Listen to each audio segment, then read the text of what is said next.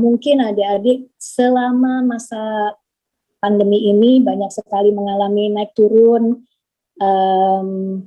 ada sukacita, mungkin ada kebosanan, ada duka cita. Tapi satu hal yang pasti, Allah tidak pernah meninggalkan kita. Nah, kali ini kita mau dengar kesaksian. Yang pertama kita mau dengar kesaksian dari Kak Liana Gunawan. Silakan Kak Liana.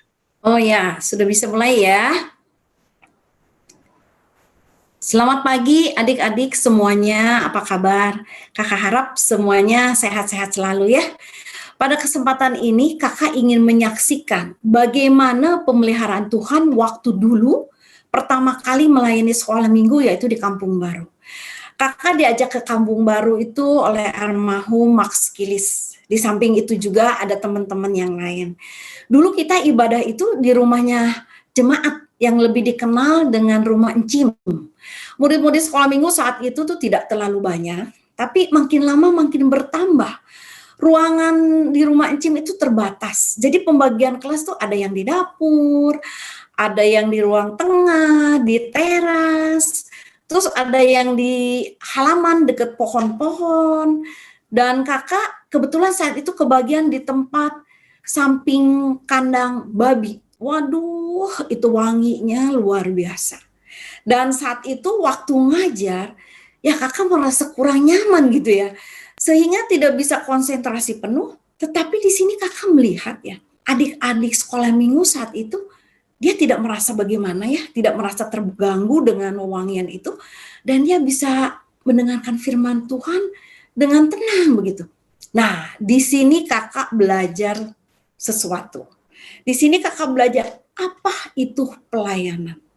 Tuhan tempatkan saya di tempat ini, berarti saya harus bisa menikmatinya. Jadi kakak ya udah nikmati aja. Minggu demi minggu berangsur-angsur, akhirnya ya sudah terbiasa. Anak-anak sekolah minggu itu bukan tetangganya encim aja loh. Mereka juga ada datang dari jauh, dari sana gitu ya, jalan kaki. Panas-panas, jalan kaki, hujan-hujan gede pun pakai payung mereka datang. Kakak ingat waktu itu ada anak kecil, baru mungkin 8 tahun. Dia gendong adiknya yang masih kecil. Bawa payung, hujan-hujan, becek-becek, pergi ke sekolah minggu. Aduh, kakak di sini melihat ya, sangat terharu sekali.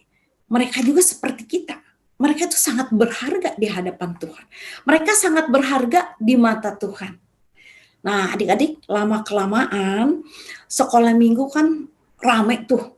Nah, akhirnya encim bilang sama Komaks ya, bilang, ini katanya, aduh katanya gimana ya, ini Encek tuh suaminya encim katanya, marah-marah katanya, berisik katanya, setiap minggu berisik sekali katanya, udah deh pindah katanya. Waduh, di sini kita pusing, bergumul lagi, mau pindah kemana, mau sewa tempat di mana, apalagi mau beli, ya nggak mungkin lah, kita nggak punya uang. Sedangkan sekolah minggu kan sudah terbentuk, masa dibubarkan? Seperti tadi yang kakak katakan, mereka itu juga sangat berharga di mata Tuhan. Di sini kakak melihat bagaimana cara Tuhan bekerja membuka jalan itu sangat ajaib. Satu hari Komak panggil saya, Liana, di belakang itu ada lapangan tanah, sebidang tanah, yang punyanya boleh katanya kasih pinjam ke kita. Hah, betul? Waduh, kakak senang sekali. Tapi itu lapangan. Nanti sekolah minggu gimana? Anak-anak kepanasan, kehujanan, gimana gitu. Ya, dipikir-pikir bener juga ya. Aduh, udah deh kita bangun, tapi bangun sesederhana mungkin. Akhirnya kita membangun di situ sesederhana mungkin. Ya, sehingga sekolah minggu bisa berjalan dengan baik seperti biasa. Lama-kelamaan dengan prosesnya waktu, kita memperbaiki gereja itu sedikit-sedikit dengan sesederhana mungkin juga. Di sana lama-kelamaan juga ada kebaktian pemuda, terus ada kebaktian doa, ada kebaktian umum juga. Pernah satu hari, dan kebetulan sekali loh adik-adik saat itu sekolah minggu udah selesai, kita kedatangan 5 atau 6 orang, bapak-bapak. Dia udah teriak-teriak tuh dari jalan.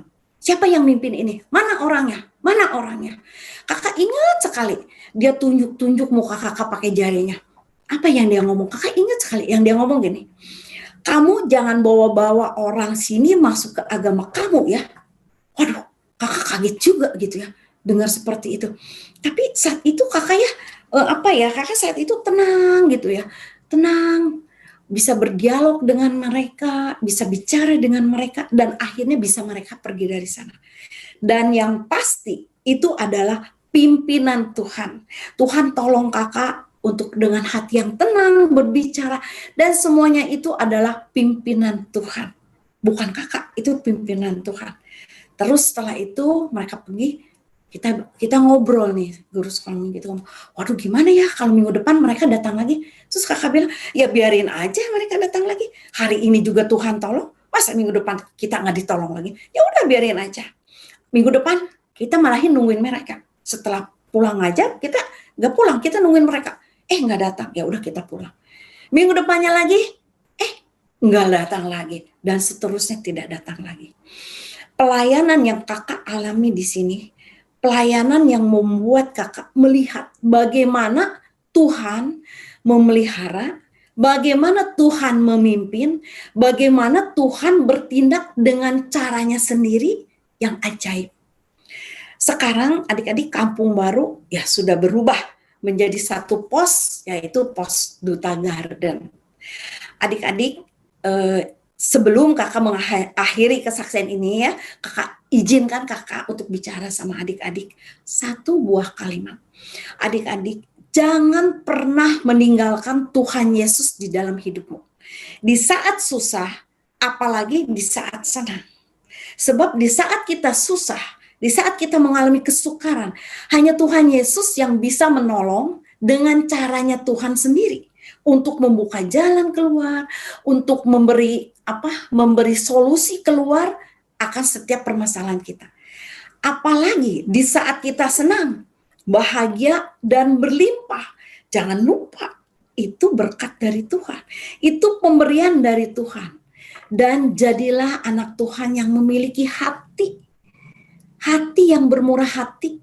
Di saat ada teman atau siapa saja yang memerlukan bantuan, ulurkanlah tanganmu kepada mereka.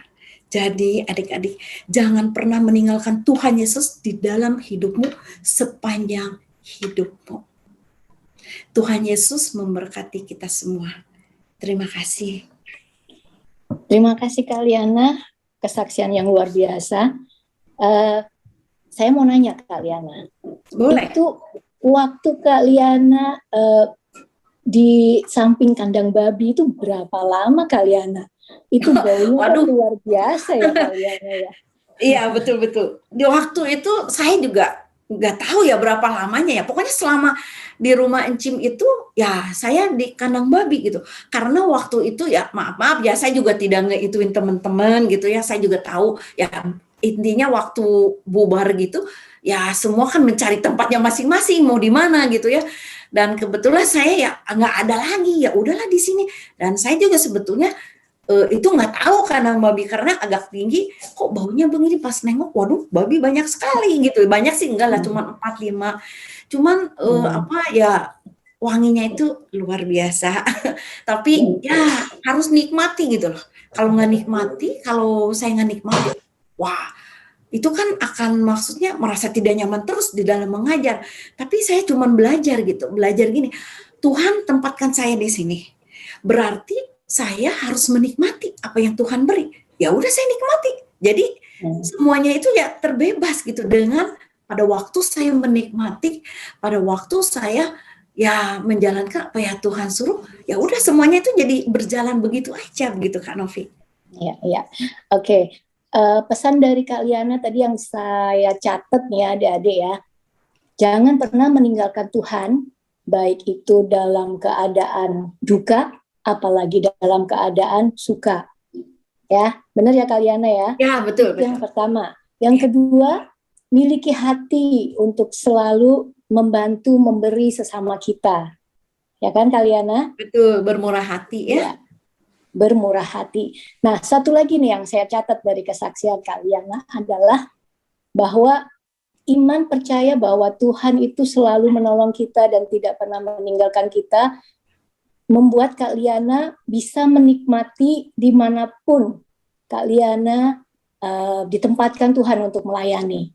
Ya. Jadi ketika kita nanti adik-adik mungkin nanti ketika mulai beranjak dewasa dan harus memilih satu pelayanan yang Tuhan mau adik-adik di situ ditempatkan, jangan pernah tinggalkan Tuhan, tetap bersandar pada Tuhan dan menikmati setiap proses yang Tuhan kasih, baik itu proses yang menyenangkan ataupun proses yang tidak menyenangkan seperti yang Kak Liana tadi alami gitu. Benar ya Kak Liana ya? Betul, sangat betul sekali. Karena di dalam proses itu Tuhan juga mendidik saya gitu. Mendidik saya untuk menjadi lebih dekat ke Tuhan, untuk menjadi lebih beriman, untuk menjadi lebih bagaimanalah yang Tuhan yang berjalan di jalan Tuhan gitu. Itu sangat mendidik saya sekali begitu.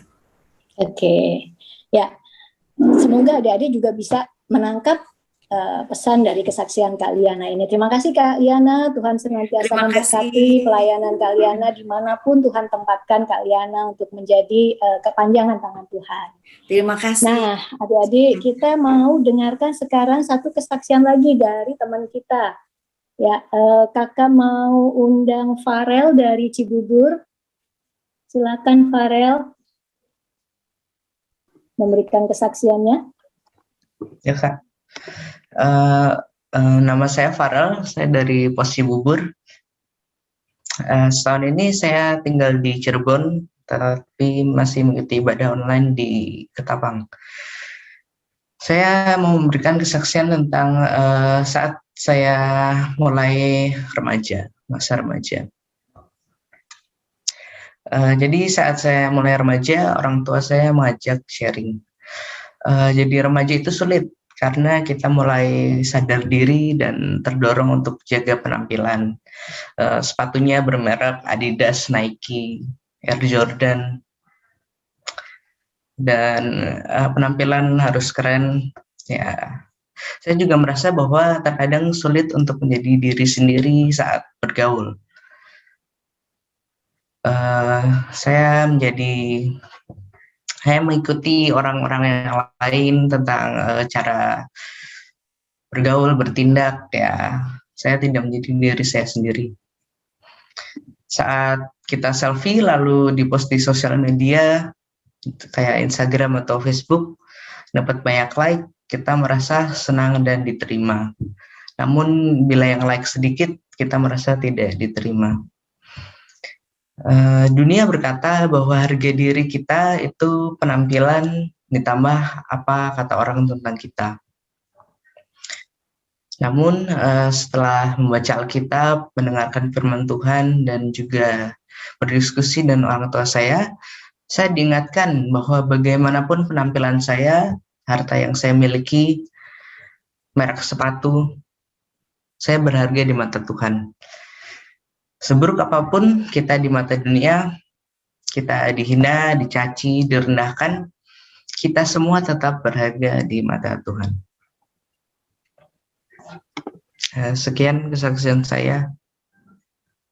Terima kasih. Oke, makasih Farel.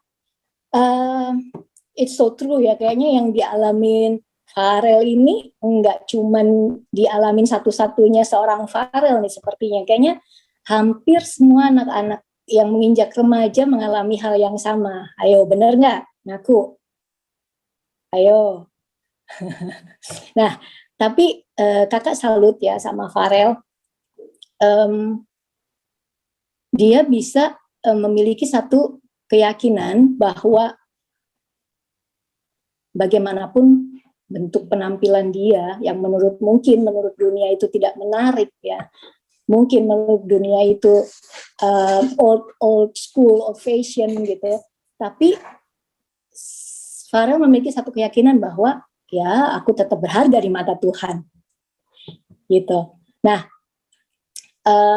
satu hal yang kakak catat tadi adalah Farel bersaksi bahwa dia memiliki orang tua yang bisa diajak sharing. Ya, benar ya Farel ya? Selain juga dia membaca Alkitab. Nah, adik-adik, dua hal ini penting sekali bisa dimiliki oleh kita semua. Seseorang yang bisa kita percaya dan yang bisa memberikan solusi, bukan memberikan masalah baru. Nah, Farel memiliki orang tua yang bisa diajak diskusi. Ya, kalau adik-adik merasa di sini memiliki masalah dan butuh orang untuk bisa mendengar dan memberikan solusi akan masalah adik-adik, coba terbukalah kepada orang tua. Karena apa? Keluarga itu, terutama orang tua itu adalah satu-satunya orang yang bisa diandalkan. Jangan kepada sembarang orang, jangan kepada teman, karena teman belum tentu, karena kan dia tidak tahu kehidupan kita sehari-hari seperti apa, ya kan? Nah, kalau adik-adik merasa nggak bisa terbuka sama teman, mungkin bisa dengan kakak sekolah minggu, karena kakak sekolah minggu bisa memberikan dukungan secara spiritual, memberikan semangat secara spiritual. Nah, tentu saja seperti yang Farel tadi lakukan, adik-adik juga harus minta saran dan nasihat melalui apa? Firman Tuhan. Caranya gimana? Ya baca Alkitab seperti yang Farel ceritakan tadi. Dia baca Alkitab, dia tahu bahwa ya buat apa semua itu penampilan, kemudian di sosial media bisa dapetin like banyak, follower banyak, tapi ternyata kehidupannya sepi, gitu kan? Dan Farel bisa menemukan jawaban-jawaban itu melalui firman Tuhan yang dia baca. Nah, adik-adik, kakak berharap dua kesaksian dari Kaliana, juga dari Farel, teman kita, bisa membuat kita semakin kuat, semakin yakin, semakin memiliki iman bahwa walaupun dunia berkata seperti apa, dan apapun beban masalah kita, tapi kita tahu bahwa kita memiliki Tuhan yang senantiasa melihat kita itu sesuatu yang amat sangat berharga di mata dia. Ya, oke, kita mau melanjutkan. Kita mau melihat satu video yang akan diputar sebentar ini. Ibu punya pertanyaan buat kalian. Kalian kalau misalnya udah besar, mau jadi apa? Cita-cita kalian apa? Kamu, Susi, mau jadi apa? Saya mau jadi menteri, Bu. Bagus. Kalau kamu, Joko, kamu mau jadi apa? Saya jadi presiden. Mau jadi presiden. Aku yang jadi presiden. Saya yang jadi presiden. Udah, jangan kayak gitu. Semua juga bisa kok jadi presiden. Asal ada satu syaratnya. Apa coba? Rajin belajar, ya. Kalau kamu, Gemma, kamu mau jadi apa? Mau jadi pemain film, Bu. Yang jadi monsternya, Bu.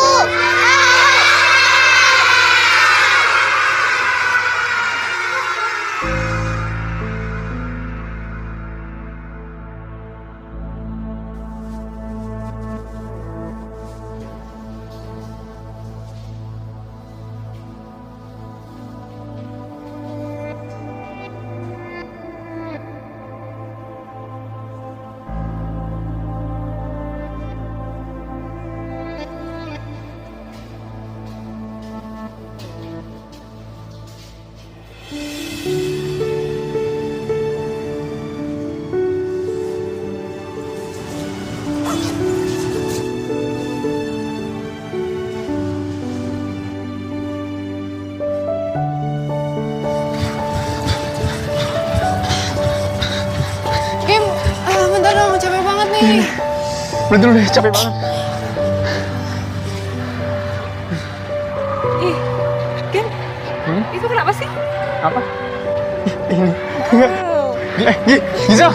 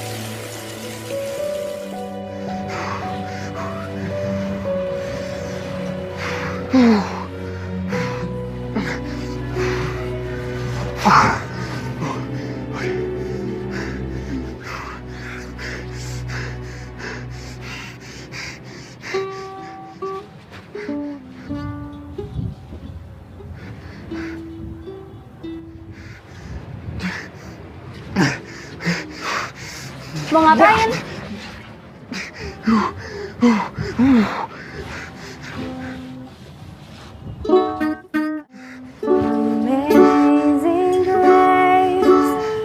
Woi, lo ngapain sih?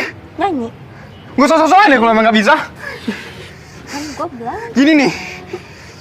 Amazing grace, how sweet the sound that saved the wretch like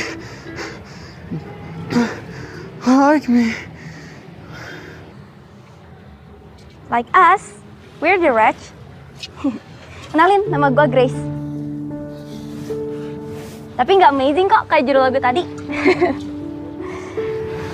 Itu yang gue rasain sih dulu. Waktu gue nggak suka sama hidup gue.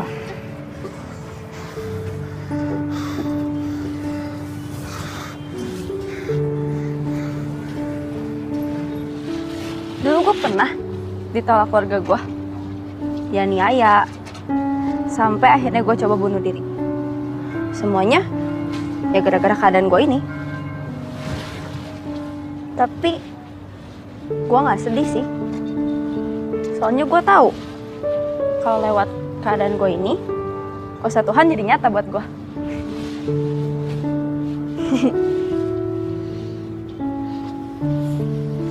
Kamu tahu nggak sih perasaan gak layak itu bukan dari sini nih, or ini. Ya apa sih ya?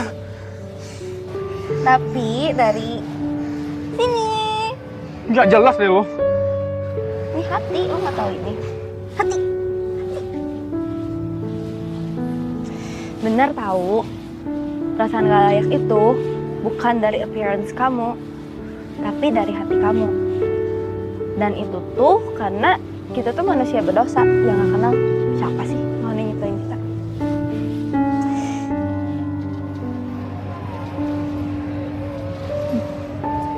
Kabar baiknya, si Tanam. Lo ngapain sih? Sini dulu. Kabar baiknya, Tuhan kasih tanda cintanya buat kita. Kasih Tuhan itu sempurna loh. Dia tetap mencintai kita, walaupun kita tuh manusia yang berdosa dan penuh kelemahan. Kamu tahu Tuhan Yesus itu siapa? Tuhan Yesus itu Tuhan yang datang ke dunia, mati di kayu salib dan bangkit lagi buat kita, biar aku, kamu, dan semua orang yang ada di dunia ini bisa memperoleh hidup yang kekal.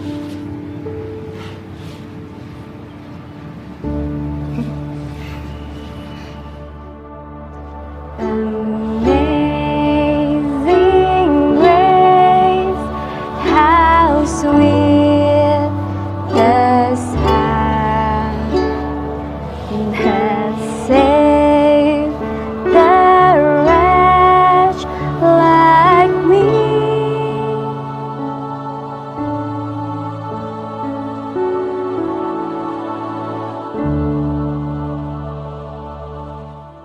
Ya, dari film yang sudah kita saksikan bersama-sama ya, mungkin kita sering sekali mendengarkan ataupun menonton video tersebut ya gitu. Tetapi yang kita melihat adalah bukan seberapa sering kita nonton video tersebut, tapi sudah belum sih kita terapkan ataupun kita refleksikan dalam diri kita sendiri gitu ya. Kalau kita lihat bersama gitu, kalau misalnya apa yang dialami oleh Gemma, kemudian Grace gitu ya, itu apa ya, sebuah kelemahan yang mereka miliki, di mana mereka itu awalnya juga ngerasa insecure gitu ya, sama seperti yang dialami sama Farel tuh. Farel kan tadi cerita katanya dia juga insecure dengan keadaannya yang semuanya itu harus serba penampilan nih gitu. Tapi di tengah apa ya, keinsecurean mereka gitu, ternyata ada Tuhan loh yang memberikan jaminan kehidupan kekal buat kita gitu. Ternyata mau seberapa buruk rupa kita gitu, ataupun seberapa lemah kelemahan kita gitu, kemudian apa ya, seberdosanya kita, seburuk apapun kita gitu, Tuhan itu menganggap kita sangat berharga. Tuhan itu menganggap kita sangat spesial dan istimewa, di mana Tuhan itu mampu untuk memberikan nyawanya buat kita, menebus dosa kita semua. Karena kita istimewa di hadapan Tuhan gitu ya. Dan mungkin kita semua memiliki apa ya, rasa yang sama seperti yang dialami Gema ataupun Grace ataupun yang lainnya gitu, di mana ada sisi yang membuat kita itu kayaknya, aduh, aku putus asa nih Tuhan gitu kan, atau aku nggak suka nih sama postur tubuhku, atau aku nggak suka nih ada sesuatu dalam tubuhku yang membuat aku tuh jadi nggak pede gitu. Bahkan si Gema sampai mau bunuh diri ya gitu, hanya karena dia ngerasa insecure nih, hanya karena dia ngerasa nggak ditolak gitu ya sama teman-temannya gitu, makanya dia sampai melakukan hal itu gitu. Mungkin kita pernah merasa hal itu, tetapi kembali kita diingatkan gitu ya bahwa kita memang nggak sempurna, tetapi ada Tuhan yang menyempurnakan. Dia punya cinta yang sungguh luar biasa yang memberikan kita jadi sempurna kembali gitu. Nah, adik-adik, ada satu teman kita, dia namanya Fernan, dia dari SKK ya, dia juga mau berbagi nih atas apa yang menimpa hidupnya gitu ya. Mungkin bisa menjadi kesaksian buat kita semua yang bisa kita jadikan refleksi dalam kehidupan kita. Fernan, boleh untuk bersaksi di tengah teman-teman kita semua? Selamat pagi, Bapak Ibu sekalian, serta teman-teman yang saya kasihi dan saya hormati, yang dikasihi oleh Tuhan. Saya berterima kasih atas kesempatan yang diberikan untuk saya bisa menyampaikan dan men-sharingkan dan menyaksikan juga karya Tuhan di dalam hidup saya secara pribadi, melihat penyertaan Tuhan sehingga saya ada itu hari ini. Itu semua karena pertolongan dan kebaikan Tuhan. Sesuai dengan tema berharga di mata Tuhan. Saya memiliki kesaksian pribadi bahwa hidup saya ini tidak tidak selayaknya anak normal begitu ya. Saya lahir dengan kondisi prematur 6 bulan ya. Seharusnya standar kelahiran adalah 9 bulan. Tapi saya sudah lahir karena 6 bulan dengan cara operasi. Ketika itu perlu disampaikan bahwa saya ini mengalami banyak sekali masalah dari jantung, pendengaran, penglihatan, berbicara dan lain sebagainya, itu semua serba bermasalah begitu. Tetapi di balik itu ketika itu juga dokter mengatakan bahwa tidak ada harapan untuk aku hidup bertahan lama begitu ya. Tetapi Tuhan berkata lain, gitu ya. Makanya saya bisa menyaksikan hidup hari ini itu karena keajaiban Tuhan.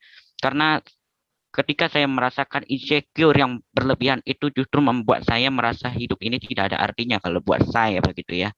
Tetapi ketika saya memandang melalui persepsi firman Tuhan bahwa Tuhan memandang saya itu berharga. Tuhan memandang saya itu tidak sebatas saya ini mempunyai kekurangan, ya sudah, kamu tidak usah saya pakai, tidak begitu, saudara. Tetapi Tuhan melihat saya seluruhnya di dalam hidup saya sehingga saya bisa menjadi saluran berkat. Ya, walaupun di tengah kekurangan di dalam mungkin penglihatan, pendengaran, pelafalan, berbicara begitu ya. Tetapi itu Tuhan memperlengkapi, Tuhan menyempurnakan tahun demi tahun, hari demi hari, menit demi detik. Semuanya Tuhan sempurnakan sehingga saya bisa menjadi saluran berkat, gitu ya. Dan dulu itu ketika itu saya tidak bisa diterima di lingkungan ketika saya masih di IPK. Saya tidak bisa diterima di lingkungan itu, banyak hal yang terjadi begitu ya. Karena ada orang yang tidak suka dengan saya begitu ya. Banyak sekali begitu.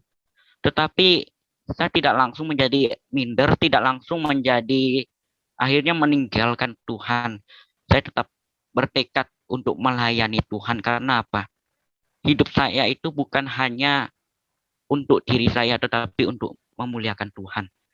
Itu sebuah tekad dan komitmen serta statement yang aku berikan di dalam hidup saya sehingga saya bisa melayani Tuhan itu dengan pertolongan Tuhan, sehingga saya tidak merasa kenapa saya tidak seperti dia, kenapa saya tidak seperti si A, si B, si C begitu ya.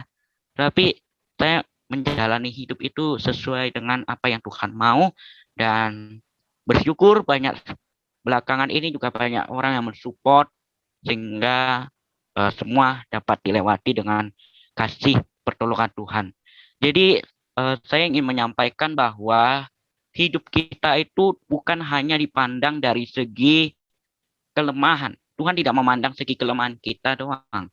Tetapi Tuhan tidak membiarkan kita. Tuhan memperlengkapi kita untuk menjadi saluran berkat, gitu ya. Kan aku kan dulu banyak masalah, dulu 6 bulan di rumah sakit. Dan itu uang dari mana? Tidak ada ya. Ya kan? Nah, tetapi kebaikan Tuhan itu nyata. Pertolongan Tuhan itu, penyertaan Tuhan itu 14 tahun saya rasakan sehingga saya tidak merasa sendiri. Ada Tuhan bersama-sama dengan saya sehingga saya di dalam melakukan aktivitas itu tidak merasa sendiri, gitu ya. Ada Tuhan menolong saya. Maka marilah kita merasa bahwa mungkin kita ada kekurangan, gitu ya. Tetapi sadarilah bahwa kita ini mungkin dipandang dunia tidak baik, tidak bisa dipakai, tidak berguna, begitu ya. Tetapi kalau Tuhan menganggap kita berharga, ya. Jadi mari kita memandang kepada Tuhan karena Tuhanlah yang menganggap kita berharga dan kita adalah ciptaannya yang paling mulia.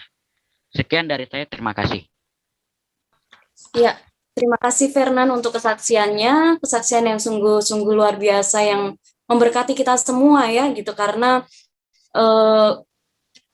Fernan punya pergumulan yang besar dan mungkin kita semua juga punya gitu ya, dan bagaimana sih kita meresponi akan hal itu gitu, dan sudah sampai detik ini kita ada juga karena Tuhan gitu. Jadi nggak ada alasan buat kita itu meninggalkan Tuhan, nggak ada alasan buat kita itu jadi insecure lagi gitu ya, karena Tuhan itu memandang kita sungguh sangat luar biasa dan berharga di matanya Tuhan gitu ya. Jadi kita sama-sama belajar untuk lebih dekat lagi sama Tuhan dan bisa menyadari betapa besarnya kasih Tuhan itu dalam setiap kehidupan kita semua. Mungkin itu Kak Novi, saya kembalikan ke Kak Novi.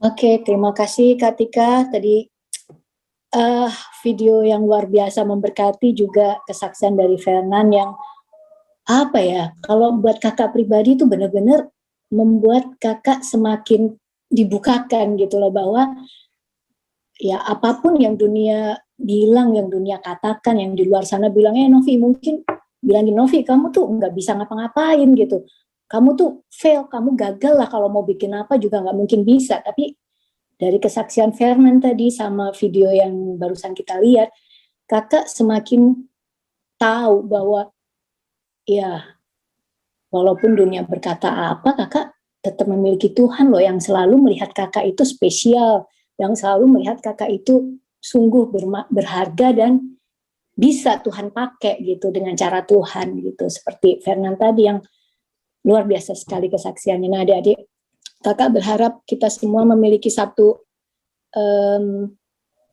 kesepakatan di sini bahwa untuk mencintai ketidaksempurnaan